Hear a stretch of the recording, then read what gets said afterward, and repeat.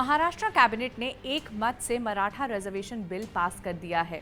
इस बिल के तहत मराठा कम्युनिटी को 10% रिजर्वेशन मिलेगी गवर्नमेंट जॉब्स और एजुकेशन सेक्टर में। लेकिन मराठा कम्युनिटी इस फैसले से नाखुश है। एक्सेप्शनल सरकमस्टेंस ऐसी परिस्थिति निर्माण हुई थी, ऐसे समय में सरकार ने ये उचित निर्णय लिया हुआ है। ओबीसी समाज को कोई भी बाधा नहीं पहुंचाते हुए, अन्य समाज के ऊपर अन्याय नहीं करते हुए ये मराठा रिजर्वेशन देने का निर्णय बहुत बड़ा निर्णय सरकार ने लिया है। त्याला बोलवत होते विदेशी विषय अधिवेशन ज्याचा जनतेला फायदाच नाही त्या दिवशी हे आरक्षण टिकणारच नाही। परत मराठ्यांच्या पोरांचं वाटोळं करणार आहे, त्यापेक्षा मराठ्यांच्या पोरांना राज्यात केंद्रात आरक्षण मिळतंय यामुळे। ऐसा क्यों? इसका जवाब आपको इस वीडियो में मिलेगा और ये भी जानेंगे कि आखिर मराठा रिजर्वेशन महाराष्ट्र के लिए इतना बड़ा मुद्दा क्यों है। आप देख रहे हैं स्विच, मैं हूं सिमरन आपके साथ। मराठा रिजर्वेशन की डिमांड आखिर क्या है, इसके लिए हमें टाइम ट्रैवल करना पड़ेगा। मराठा आरक्षण की लड़ाई एक ऐतिहासिक पॉलिटिकल ठग ऑफ वॉर मानी जाती है।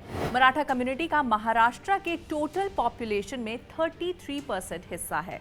हिस्टोरिकली इस समुदाय को वॉरियर कास्ट भी कहा गया है क्योंकि इनके पास शुरुआत से लैंड होल्डिंग्स काफ़ी ज़्यादा रही हैं।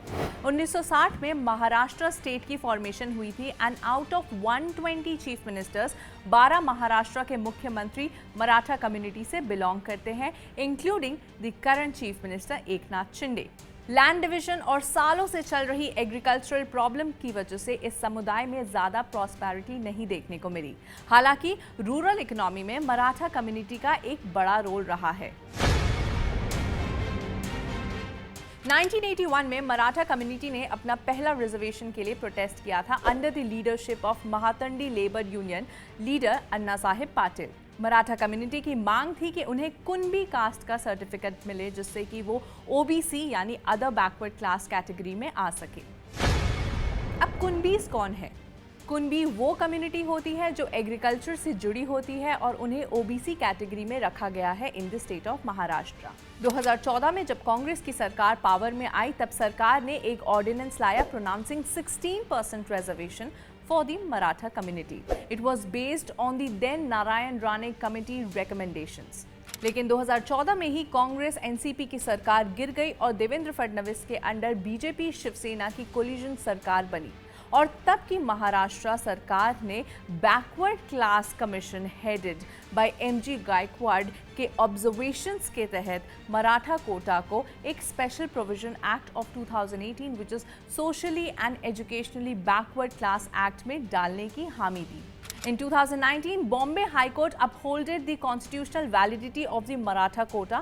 कोर्ट को 16% आरक्षण मराठा कोटा के लिए जस्टिफाइबल नहीं लगा और कोर्ट ने इस रिजर्वेशन को कम कर दिया। कोर्ट के ऑल्टरेशन के बाद मराठा कम्युनिटी को 12% रिजर्वेशन एजुकेशन सेक्टर और 13% रिजर्वेशन गवर्नमेंट जॉब्स में अलॉट हुआ। 2 साल बाद सुप्रीम कोर्ट ने महाराष्ट्र कानून के प्रावधानों को खारिज कर दिया जो मराठा समुदाय को आरक्षण प्रदान करता था क्योंकि ये 50% आरक्षण सीमा का उल्लंघन कर रहा था। हालांकि सुप्रीम कोर्ट ने 10% reservation for economically weaker sections को सही ठहराया। अप्रैल 2023 में महाविकास अघाड़ी के द्वारा चल रही महाराष्ट्र सरकार ने सुप्रीम कोर्ट में रिव्यू प्ली फाइल किया जिसे कोर्ट ने खारिज कर दिया।